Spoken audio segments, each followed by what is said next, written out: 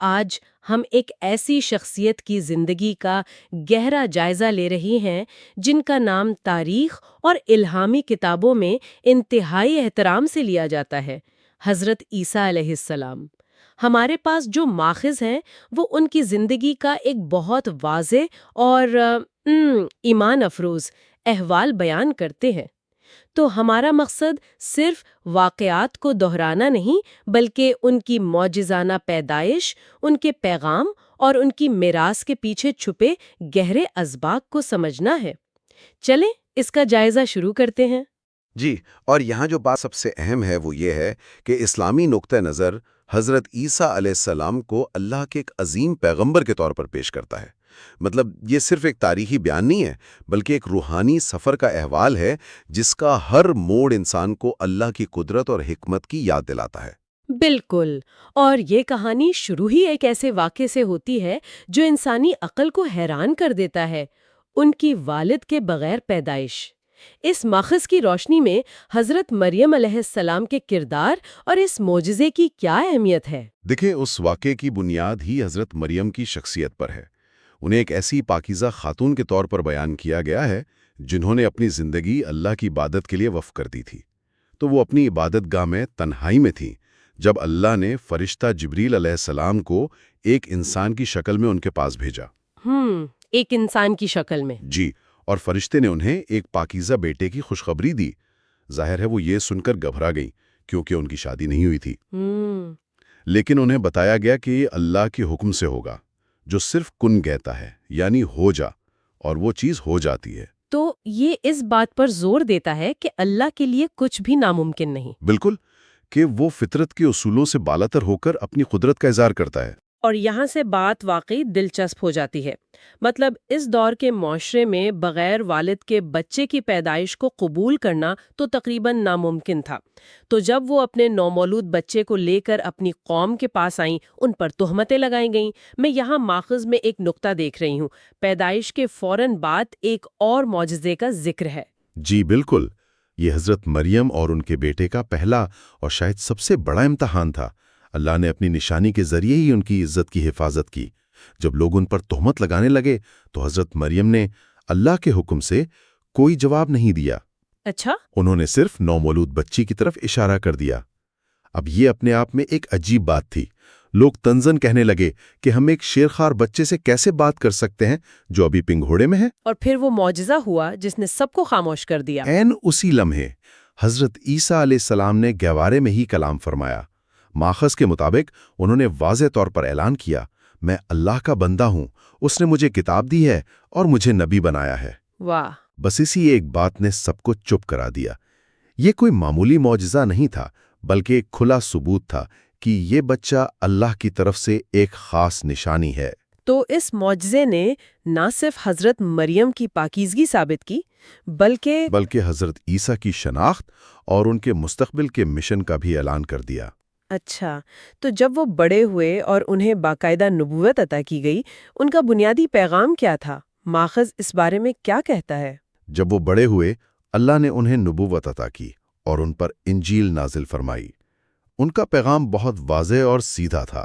ماخذ اسے 3 بنیادی نکات میں بیان کرتا ہے۔ پہلا، صرف ایک اللہ کی عبادت کرو، یعنی توحید، جو تمام پیغمبروں کا مشترکہ پیغام رہا ہے۔ جی۔ دوسرا، نیکی اور راست بازی کی پیروی کرو۔ اور تیسرا؟ تمام مخلوقات کے ساتھ رحم اور مہربانی کا معاملہ کرو۔ اچھا، یہاں 1 منٹ رکتے ہیں۔ یہ پیغام تو تقریباً ہر پیغمبر کا رہا ہے، تو حضرت عیسیٰ علیہ السلام کے پیغام میں ایسی کیا خاص بات تھی جس کی وجہ سے اتنی شدید مخالفت ہوئی؟ یہ بہت اچھا سوال ہے۔ دیکھیں، دلچسپ بات یہ ہے کہ یہ تینوں نکات ایک دوسرے سے گہرائی سے جڑے ہوئے ہیں۔ توحید یعنی ایک خدا کا تصور انسان کو تمام دنیاوی طاقتوں کے خوف سے آزاد کرتا ہے۔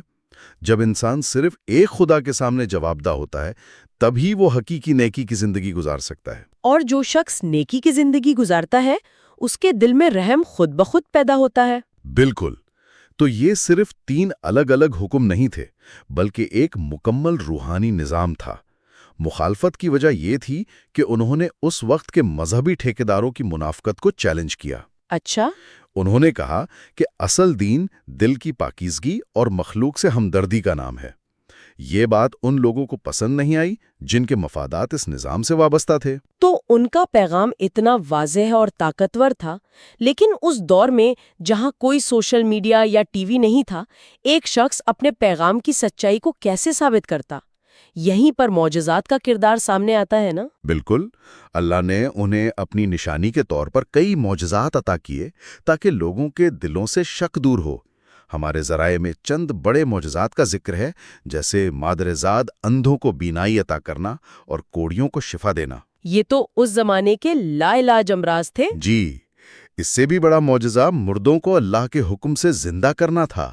ایک اور حیرت انگیز معجزہ یہ تھا کہ وہ مٹی سے پرندے کی شکل بناتے اور پھر اس میں پھونک مارتے تو وہ اللہ کے حکم سے زندہ پرندہ بن کر اڑ جاتا۔ اس کے علاوہ وہ غیب کا علم بھی رکھتے تھے؟ جی، انہیں یہ علم بھی دیا گیا تھا کہ لوگ اپنے گھروں میں کیا کھاتے ہیں اور کیا ذخیرہ کرتے ہیں۔ یہ ان کی نبوت کی ایک واضح دلیل تھی۔ ان تمام معجزات میں ایک جملہ بار بار آتا ہے جس پر ماخذ خاص طور پر زور دیتا ہے، بے اذن اللہ، یعنی اللہ کے حکم سے۔ یہ کیوں اتنا اہم ہے؟ یہاں جو بات غور طلب ہے وہ توحید کا مرکزی تصور۔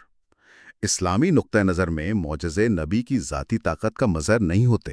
یہ کہنا کہ یہ سب اللہ کے حکم سے ہوا اس بات کو بالکل واضح کر دیتا ہے کہ طاقت کا اصل سرچشمہ صرف اور صرف اللہ کی ذات ہے۔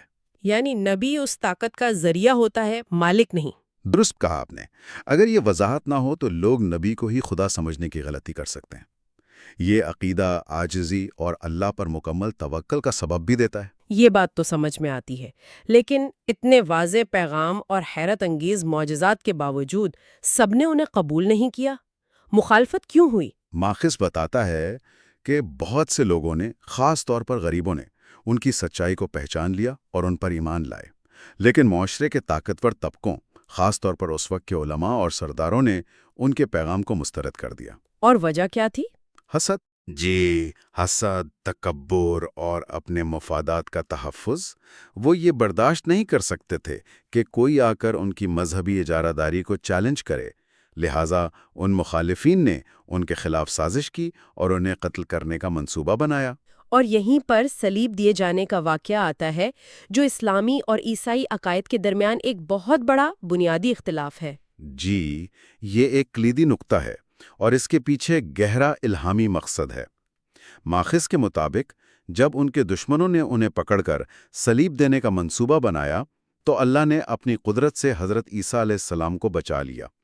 اس نے انہیں جسم سمیت زندہ آسمانوں پر اٹھا لیا۔ تو قرآن میں واضح طور پر کہا گیا ہے کہ انہیں صلیب نہیں دی گئی؟ جی بالکل واضح کہا گیا ہے کہ انہوں نے نہ تو انہیں قتل کیا اور نہ ہی صلیب دی، بلکہ معاملہ ان کے لیے مشکوک بنا دیا گیا۔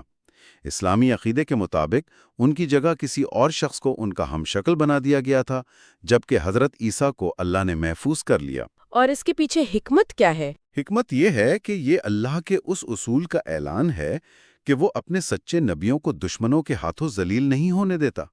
یہ اللہ کی حتمی طاقت کا ثبوت ہے نا؟ جی، کہ انسان چاہے کتنی ہی سازشیں کر لے، آخرکار ہوتا وہی ہے جو اللہ چاہتا ہے۔ بالکل۔ تو اگر انہیں آسمان پر اٹھا لیا گیا تو اس کا مطلب ہے کہ ان کی کہانی ابھی ختم نہیں ہوئی۔ مستقبل کے حوالے سے ماخذ کیا کہتا ہے؟ جی، اسلامی تعلیمات کے مطابق ان کی کہانی ابھی ختم نہیں ہوئی۔